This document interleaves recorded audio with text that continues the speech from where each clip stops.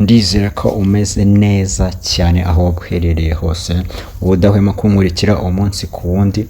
Ya mu ijoro ryakeye rero nibwo Pamela ndetse na The Ben bapostinze kuri stories zabo za Instagram, bapostinze bari ahantu ku mazi heza cyane bari kumwe bishimye, ndakeka ari ku Kibuye ndetse berekanye na hoteli barimo nziza cyane iri ku mazi. Ni video rero bashyizeho bibereye mu bwato bishimye cyane nk'abakunzi, nyuma yuko titre nyinshi hano kuri YouTube zimaze iminsi zivuga yuko uyu Pamela umugore wa The Ben yaba atwite, ese kuko baba bagiye kwibaruka.